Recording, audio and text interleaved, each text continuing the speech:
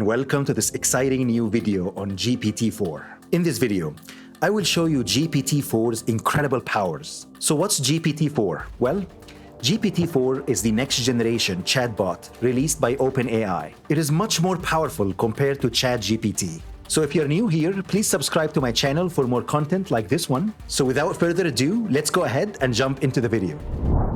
So GPT-4 is OpenAI's most advanced system, producing safer and more useful responses. So please note that GPT-4 is only available right now if you are a Plus member to pay like $20 per month for a subscription with OpenAI to be able to use GPT-4. So if you scroll down here, you will see some of the features of GPT. Basically, GPT-4 has an advanced reasoning capability. It can solve difficult problems with greater accuracy. Think of it as more of a digital brain, but it's much bigger from a number of neurons, a number of parameters, compared to its predecessor, which is ChatGPT or GPT 3.5. Basically, GPT-4 has seen a ton of data, and it's much larger brain that can perform or solve difficult problems with very high reasoning ability. So GPT-4 is more creative and collaborative than ever before.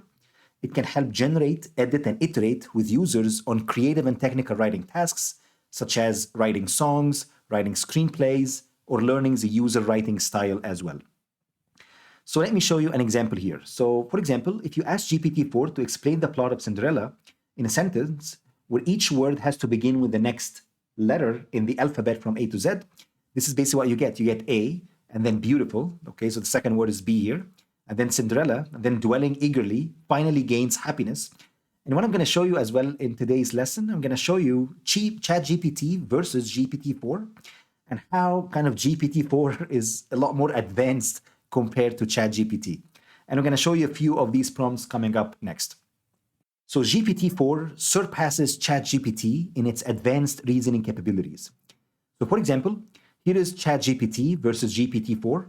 Basically, what you see here is if you have, let's say, an example where you would like to schedule a meeting with multiple people, ChatGPT simply fails, okay? So for example, if Andrew is free from 11 to 3, Joanne is free from noon to 2 p.m., and then 3:30 to 5 p.m., Hannah is available at noon for half an hour, and then 4 p.m. to 6 p.m., you're looking for the kind of an overlap just for 30 minutes between Andrew, Hannah, and Joanne. What you get here is ChatGPT pretty much failed. However, GPT-4 can just tell you right away there is an availability between all these people from 12 p.m. to 12:30 p.m. Also, GPT-4 outperformed ChatGPT by scoring in pretty much most of the exams. One key differentiating factor is in the bar exam. ChatGPT scored in the 10th percentile, while GPT-4 scored in 90th percentile, which is pretty scary given that kind of the jump from ChatGPT to GPT-4. Let me go ahead and walk you through a few examples. So what I'm going to do is I'm going to head back here to our ChatGPT. And what you see here is if you have the ChatGPT Plus kind of membership, then you'll be able to access GPT-4.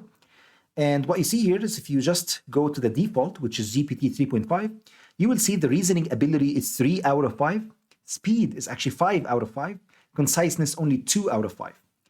However, if you check out GPT, it has a very high reasoning ability. It's almost 5 out of 5. And of course, it's a little bit slower compared to GPT 3.5. And again, because it's a massive language model on GPUs, and that's why the speed here is quite slow. So let's go ahead and test both out. So what I'm going to do is I'm going to come up first with this prompt. So I'm going to say, there are 100 murderers in the room. You walked in the room and you killed one of them. How many murderers are left in the room? And now I'm asking basically ChatGPT to tell me what the answer would look like. So if you go ahead and press enter on your keyboard, here we go. It's going to tell you, well, if you killed one of the murderers, there would still be 99 murderers left in the room. Basically, ChatGPT didn't understand that because you killed one of them, now you became a murderer yourself. So that reasoning ability kind of didn't catch up here with ChatGPT. So if you go ahead and say, well, new chat, and I want to see what GPT-4 is going to answer, and I'm going to go back, use the exact same prompt, and just press enter on your keyboard. Here we go.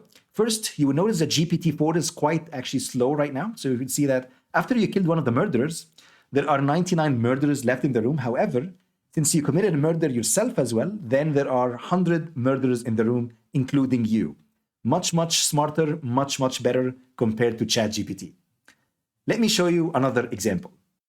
So let's assume that old Granny Adams left half her money to her granddaughter and half that amount in her grandson's name. She left a sixth to her brother and the remainder, which is $1,000, to the dog's home. How much did she leave altogether? These are kind of math problems, and we can simply use the exact same math problem and pose it to ChatGPT and GPT-4 and try to see if they are able to reason and calculate these equations. So if you press enter on your keyboard,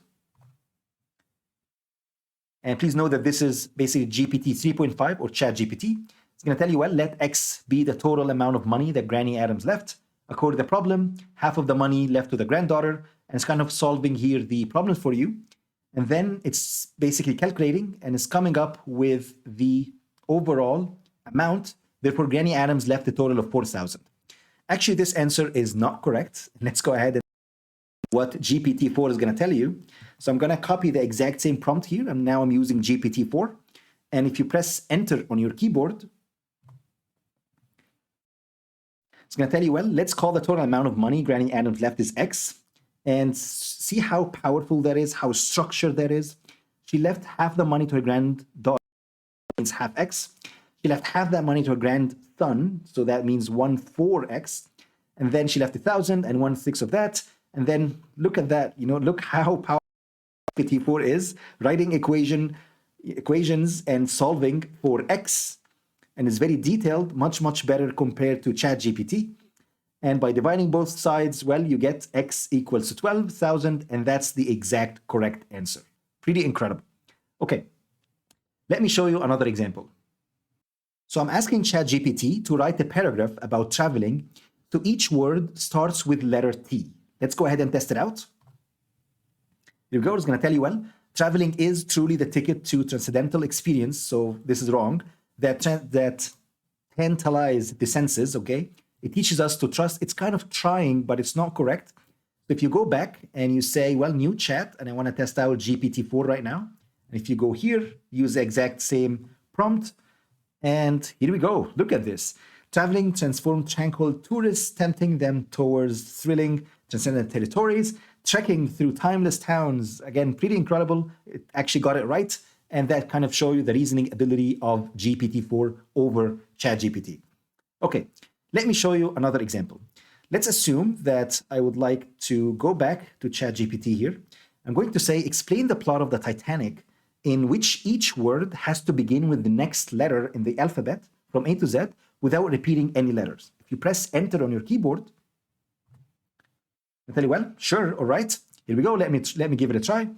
Aboard a colossal cruise liner named Titanic, bound for America with passenger quite iconic, came a young man named Jack who won the ticket in a bet. It's pretty cool. But what you notice here is basically it didn't understand what I mean here.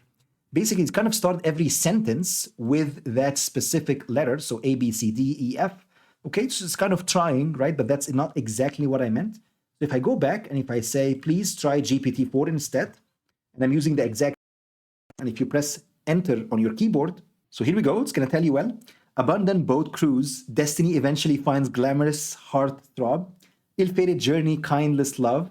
Again, basically get it. So now I have A, B, C, D, E. Ill-fated journey, kindless love, maidens noble, romance sinks, tragedy unveils, valiant, watery. Okay, pretty cool. Okay, trying, which is pretty incredible. And of course, this is much better answer compared to the ChatGPT one. Okay, let me show you another example. Example from the bar exam. So basically what I'm going to do here, I'm going to say, well, a husband and wife were married in state A and lived there for 10 years before separating. And basically this is kind of the law question. And we have 4 choices here for options. And let's test out ChatGPT. So if you go ahead and press enter on your keyboard, it's going to tell you, well, the correct answer is D.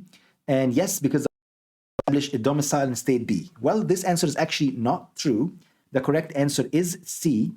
And if you go back and test out GPT-4, and I'm testing it out again with the same prompt, it's going to tell me, well, sure, C, yes, because state courts have exclusive jurisdiction over this type of action. And of course, you can go ahead and read, kind of explaining to you exactly how they come up with this reasoning. Super powerful. Again, much, much better compared to ChatGPT. Let me show you one final prompt. So here I'm going to assume that I would like to start an online store that sells handmade Egyptian jewelry that have a theme of the return of the pharaohs in alien style. And I'm asking ChatGPT to basically suggest 50 names for the brand. Please note that we're going to learn in basically this course how to kind of develop our brand, how to come up with a logo for the brand, and how to come up with designs as well by leveraging the power of artificial intelligence. And let's go ahead and see what ChatGPT is going to come up with. So here we go. It's going to tell you, well, these are the names. So here I'm asking for 50 names. So you'll find, for example, here, pharaohs in space, aliens, pharaohs. For example, here, like few additional names as well. Nebula, stellar, for example, pretty cool names. Let's go ahead and see what GPT-4 is going to come up with. Again, I'm using the exact same prompt here. And look how kind of dense and how rich the vocab is.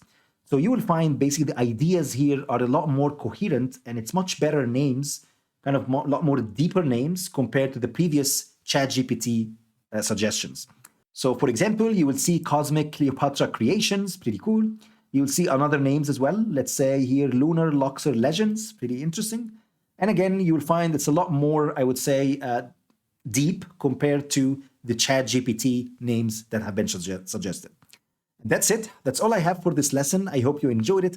Please note that moving forward, I'm going to primarily use ChatGPT, but you can simply use the exact same prompt for GPT-4.